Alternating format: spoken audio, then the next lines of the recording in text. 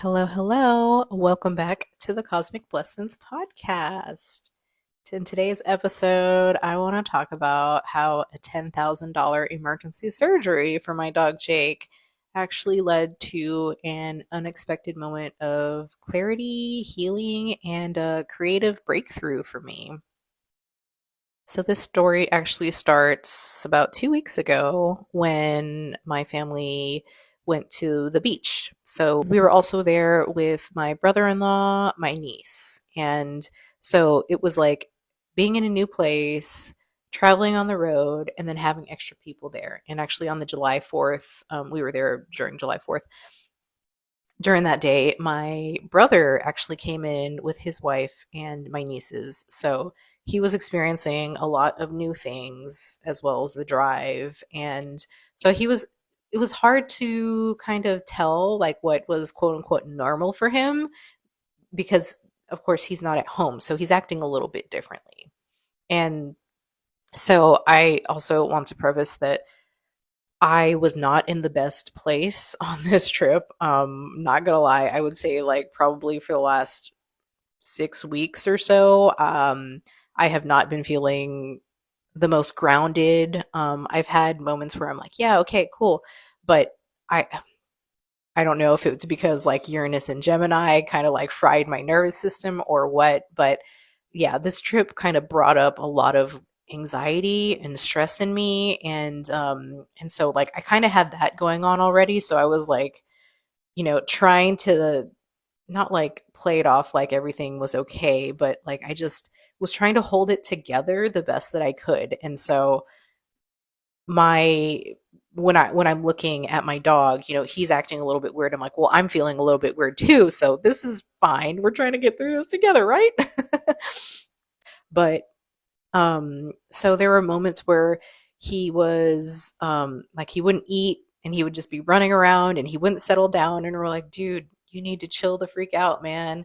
And so then we'd have to like force him to be in a room with just the water and the food and he'd eat it. But because we're in a new place and it just different environments, it was hard to tell what was going on with him, what was normal, what was not. And uh, looking back at it now, there was a day towards the end where he did throw up, and we're like, dude, what's up with that? And then yeah, so we thought because we had taken him like to the actual beach and he got in the water, we're like, well, maybe he had like too much seawater or something, and that's what he was. His stomach got upset or something. So, anyways, on the way back from the trip, he was sitting weird in the car. Like he had his front paws down, but his butt up in the air, and we're like, dude, and I would like push his butt down, like that can't be comfortable, man, for you to sit like that for like the 4 hour trip or whatever. And when we get home, he doesn't is not interested in food, and so he drank a bunch of water. And then he proceeded to throw it up everywhere, like projectile, like just splashed everywhere. And like I had some of it land on like my art supplies and canvases. I was like, dude, are you kidding me? Like, oh, and so we put him outside and we're like, okay, I don't know. He just seems very thirsty, but he can't seem to get it down. And so we gave him a little bit more water, because it was like he threw up a lot. And we're like, he's probably dehydrated. So he drank more water, threw that up too. And we're like, okay, this is weird. So we're like, okay, let's just, maybe he's drinking too much too fast. And so we just gave him a little bit and then he seemed to like hold that down. But the thing is, like, he was still peeing. So I was like, okay, so he's getting something down. He should be okay. The next day, we try feeding him and giving him water. But in smaller amounts.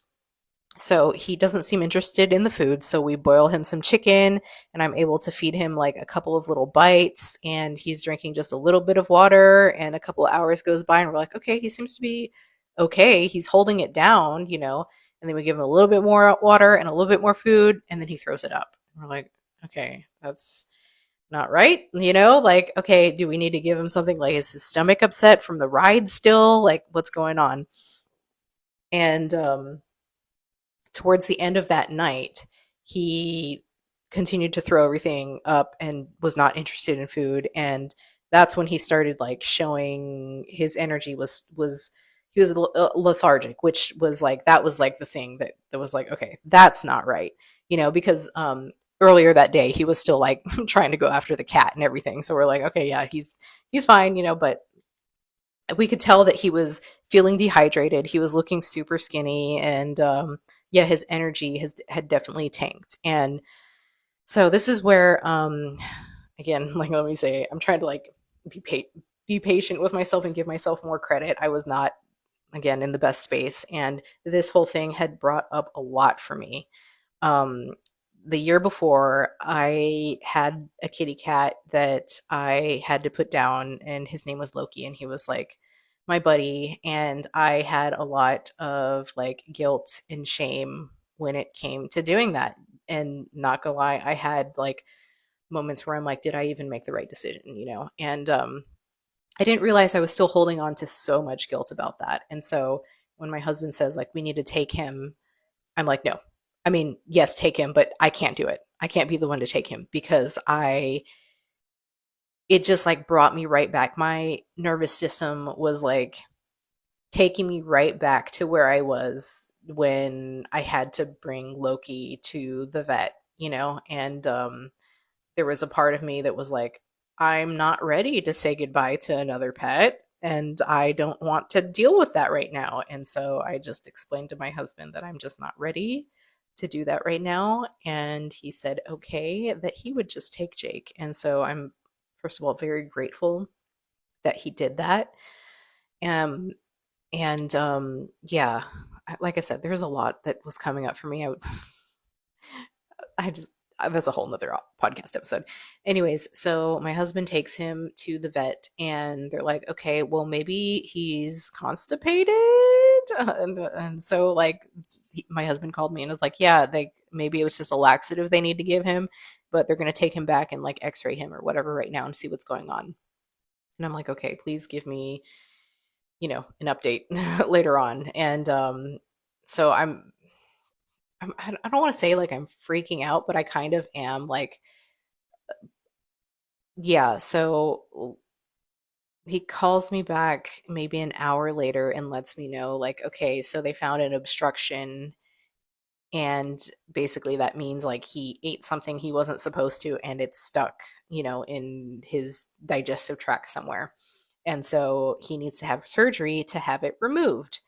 And and then he tells me it's $10,000 to do this surgery, and it's like this is late at night, and I'm just like I'm so exhausted, and I just want to go to bed, and I don't have the mental capacity to make any kind of decisions. So like you do what you have to do, whatever you feel like is appropriate, and I will just be okay with it, um, and in the back of my mind or in my nervous system, I still had some lingering things that were going on about like things with Loki and like, oh, you had to make a choice, and did you make the right choice, and this and that. And anyways, I had that like running in the background of my brain that was like very exhausting and draining. And I was just crying so much. Yeah. So I didn't mention this, but well, I did say that I was not feeling the best when I was at the beach. I don't even know why exactly. Like my nervous system was completely fried, and any spare moment that I got like to myself, I was in tears. And I don't know why. It's not, like I just felt so intensely and just like this heaviness, and it was like, oh my gosh, it was so much.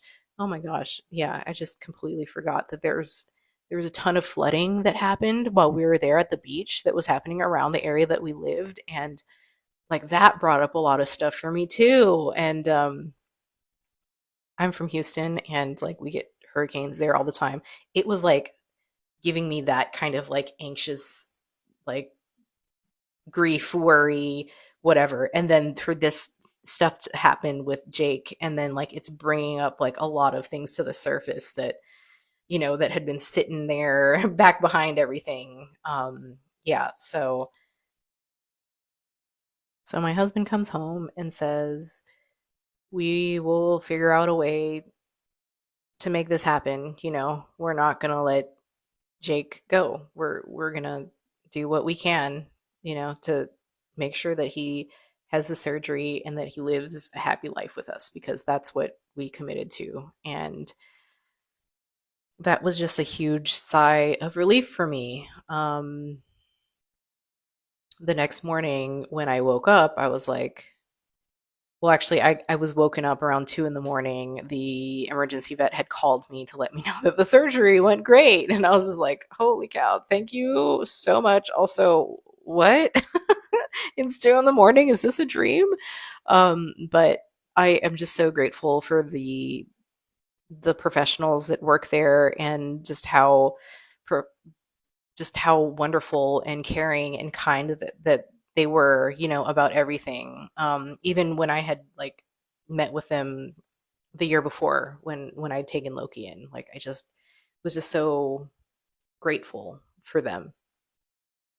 So I am feeling a little bit better knowing that Jake had his surgery and that it went well and that he's on the road to recovery. But I was still having like these other feelings that were going on inside of me. But they let us know that we could go and see him, but he had to stay another night to be monitored. And so we were, I go about my day and, I'm going for a walk. And I just was like, wow, I absolutely will never take this for granted. Taking him for walks, I will not take that for granted ever again. And how grateful I am that he's going to be okay and recover. And I just wanted him to come back home. I miss my buddy, and I just felt so much guilt and shame maybe for not being able to like prevent it from happening. I think and if you have a dog, like, they get into everything, man. You can't watch them every single moment of the day. Like, it's impossible. And I'm trying to let that go. If it was a friend that was telling me this story, I would absolutely, without a doubt, be like, dude, there was no way that you could have prevented that from happening. Let that shit go. It's not your fault, and it is going to be okay. So I'm giving myself that advice. Obviously, it is okay. Like, he's on the mend. But we go to the vet clinic, and on the drive up there I am just crying. I've been crying so much, like I said, like I don't know what was going on. I was just like, um but I tell my husband, I'm like, the last time I was here, it was when I had to say goodbye to Loki, and it does not, it's bringing that up again. My nervous system is just like, oh hey, remember this happened last time you came over here. And I'm just having to breathe through it and really use as many tools as I needed to re-regulate myself and recenter myself. And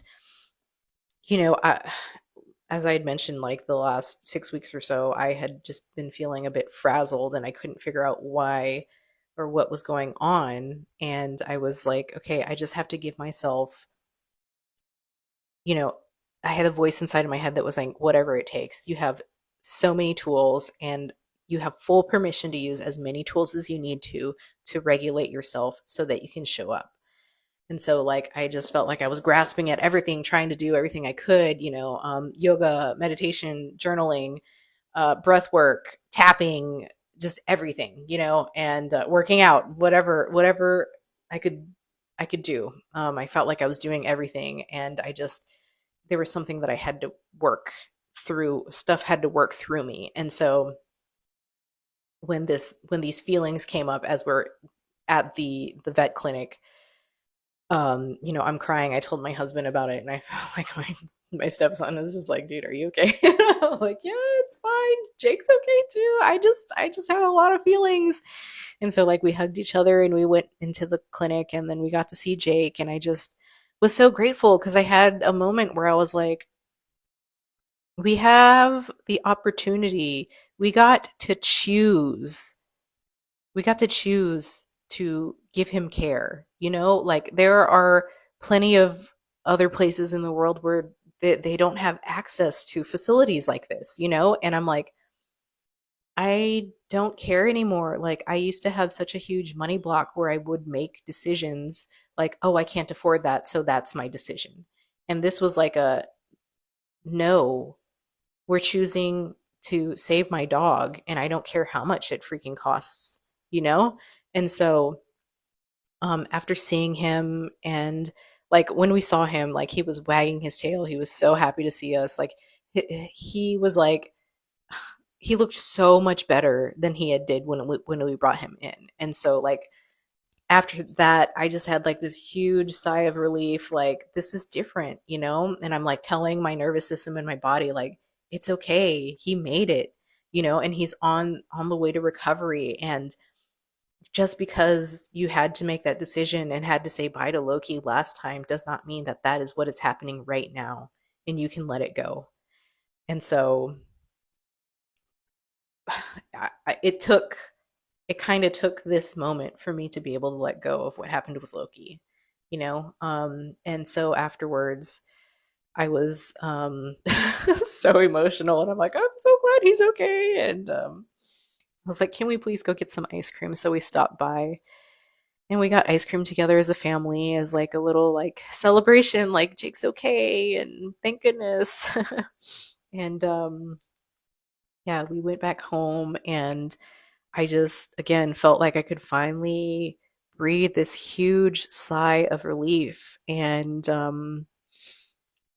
I I had this moment where I felt like I could, because I felt like because I had released, I was finally able to start receiving again. And so like the next day I went for a walk, and I started recording myself on just recording voice memos, and I hadn't done this in a while. And I just, after I'm talking into the and making all these notes, it's like I started getting all of these downloads again, these creative downloads and all these ideas. And I was like, whoa, where did that come from? And then I just got more and more. And so I'm like, okay, yes, I know this feeling. I can definitely tell that I have like worked through something, because now I'm able to receive and get into the flow state. And I have not felt that in a couple of weeks.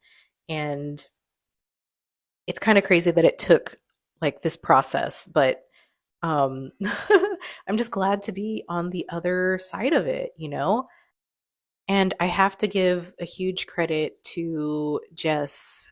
She's my coach that I work with, and she teaches us nervous system regulation tools.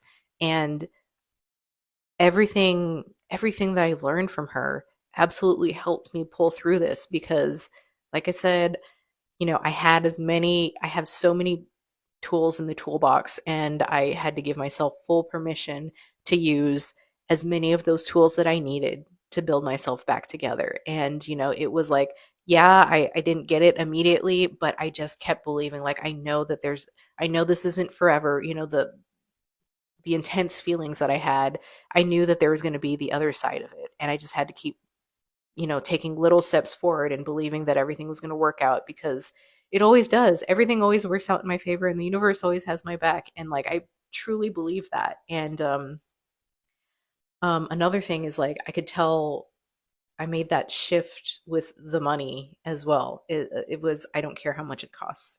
I don't care, because I'm making the choice to give medical services to my dog, because that's the choice I'm making. I'm not going to let the price tag of something stop me anymore. And that is something that I have really worked through this year as well. Me saying yes to joining these containers where I get to work with these coaches who help me grow and expand. And this was another moment of growing and expanding. And it really took me releasing this guilt and shame that I had when it came to, you know, my pets.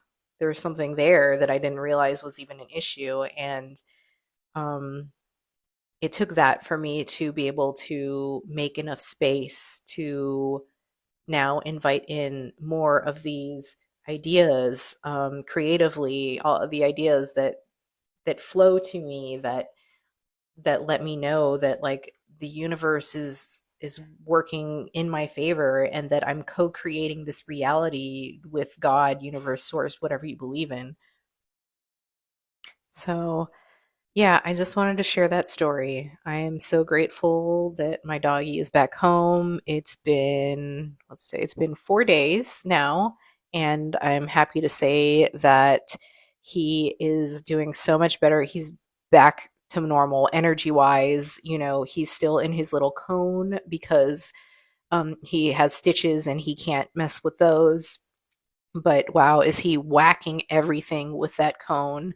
Is he has his full on appetite back, and everything. And wow, even the day after when he got back, like the poop. Oh my gosh, the poop. I've literally been through so much shit with this dog. It's just insane. But I'm so grateful that he is pooping normal again. I'm so grateful that his energy is back, and it's really interesting because it's shifted the dynamic in the household too. Because I have a cat, Ghost, and Ghost normally just stays in his room. We have a little baby gate, doggy gate thing, to keep them separated because, yeah, Jake will absolutely chase after him. But since we have Jake in a room because he can't be moving around because we don't want him to bust his stitches, Ghost has been roaming the house, which he normally doesn't do. And he's been in my bedroom. He actually slept in the bed with me, which was like, he hasn't done that in a very long time. And yeah, I'm like wondering, like, I wonder if maybe after this they can become friends. So my husband and I are very hopeful for that, but we'll see. I'll keep you all updated on if that happens. Wow, would that be a cosmic blessing for sure? So that's all for today. I hope that this story can help you in some way. I hope that maybe if you're going through something tough, especially if it's something pet related, like I know how hard that can be and how heartbreaking it can be. And just hug your fur babies for me. Tell them hi or pss, pss, pss, pss. All right, I'll talk to you later. Bye.